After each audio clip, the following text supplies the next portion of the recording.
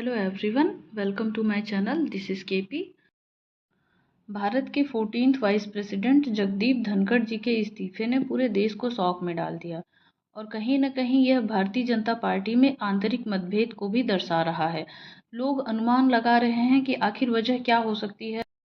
राष्ट्रपति महोदया जी को जो इस्तीफा सौंपा है धनखड़ जी ने, उसमें ये कारण बताया है कि उनका स्वास्थ्य सही नहीं है, इसलिए वो इस्तीफा दे रहे हैं। लेकिन किसी एक व्यक्ति का स्वास्थ्य जब मार्च में खराब था, 9 मार्च 2025 को वो एम्स में एडमिट हुए थे, जिसमें कुछ एक्सपर्ट्स ने, कुछ कार्डियोलॉजिस्ट ने उनको हार्ट से रिलेटेड प्रॉब्लम बताई थी। वो एम्स में वो 3 दिन तक एडमिट थे। 12 मार्च को वो डिस्चार्ज हुए थे। डॉक्टर्स ने उस समय उनको रेस्ट करने के लिए एडवाइस किया था, लेकिन उस समय धनखड़ जी ने कोई रेजिग्नेशन, कोई इस्तीफा नहीं दिया। संसद का मानसून सत्र शुरू होने के पहले दिन के बाद ही उपराष्ट्रपति जी का इस्तीफा आना ये दर्शाता है कि ये डिसीजन अचानक से लिया गया है, क्योंकि उन्होंने अपने लिए कोई फेयरवेल भी नहीं प्लान किया। 23 जुलाई 2025 को उनकी राजस्थान की यात्रा तय की गई थी कि राजस्थान में उपराष्ट्रपति जी की विजिट होनी है। उसके बाद एक प्रेस कॉन्फ्रेंस में उनसे सवाल पूछा गया था कि वो कब रिटायर हो रहे हैं, तो उन्होंने प्रॉपरली बताया था कि वो अगस्त 2027 में रिटायर हो रहे हैं, यानी जब उनका कार्यकाल खत्म होगा तब वो रिटायरमेंट लेंगे। इनके इस फैसले को विपक्ष पूरी तरीके से भुना रहा है। अब विपक्ष अचानक से धनखड़ जी का पूरी तरीके से हमदर्द बन चुका है।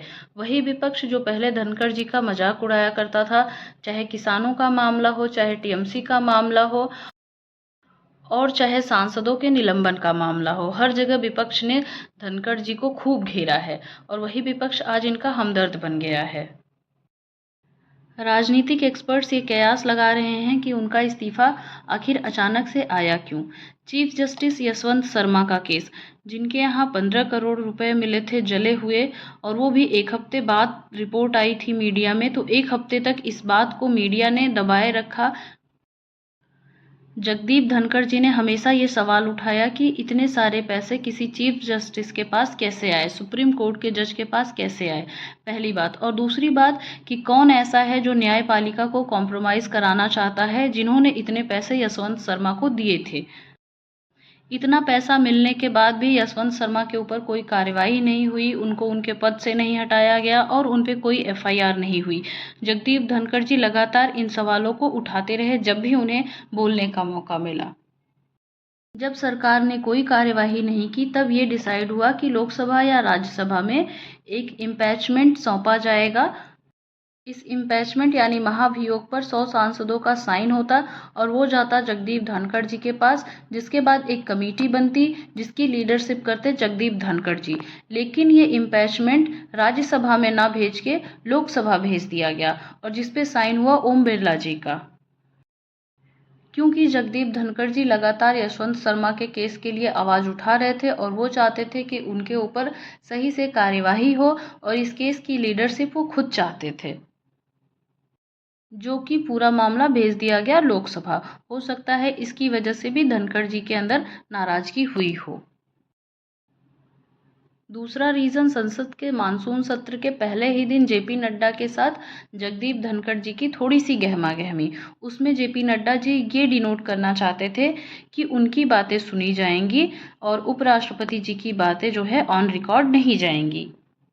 तीसरा रीजन कि संसद के पहले सत्र के बाद एक मीटिंग बैठाई गई थी जिसमें जेपी नड्डा और किरण रिजिजू को ज्वाइन करना था, जो कि मीटिंग ले रहे थे उपराष्ट्रपति जी। लेकिन ये दोनों ही उस मीटिंग को अटेंड करने नहीं पहुंचे और उस मीटिंग को पोस्टपोन कर दिया गया।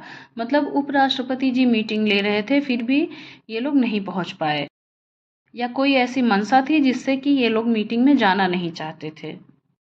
राजनीतिक एक्सपर्ट्स यही सब कारण बता रहे हैं कि हो सकता है इन्हीं रीजंस की वजह से जगदीप धनखड़ जी ने इस्तीफा दिया हो, या फिर सरकार ने उनसे इस्तीफा दिलवाया हो। रही बात जगदीप धनखड़ जी के पिछले करियर के बारे में, तो 1979 में ये राजस्थान बार काउंसिल के सदस्य बने थे। 1990 से ही ये सुप्रीम कोर्ट में वकालत कर रहे थे। पॉलिटिक्स में ये 1989 में जनता दल से शामिल हुए। उसके बाद 1990 और 1991 के दौरान ये केंद्रीय मंत्री भी रहे। 1991 में ये कांग्रेस में शामिल हुए। 93 और 98 के बीच ये किशनगढ़ विधानसभा सीट से विधायक रहे। 2003 में इन्होंने बीजेपी ज्वाइन करी। 2019 में ये वेस्ट बंगाल के राज्यपाल नियुक्त किए गए और 11 अगस्त 2022 में ये वाइस प्रेसिडेंट बने और इनका कार्यकाल अगस्त 2027 तक चलना था। इनके इस्तीफे के बाद राज्यसभा की पूरी कार्यवाही जब तक कोई उपराष्ट्रपति न नियुक्त किया जाए तब तक उपसभापति हरिवंश जी देखेंगे। और ये पहले उपराष्ट्रपति नहीं हैं जिन्होंने अपने कार्यकाल को बीच में ही छोड़ दिया और इस्तीफा दे दिया। इसके पहले वीवी गिरी और रामास्वामी वेंकटरमन ने भी अपने पद से रिजाइन कर दिया था किन्हीं कारणों की वजह से। होप ये वीडियो आपको अच्छी लगेगी। Thanks for watching and subscribe for more informative updates.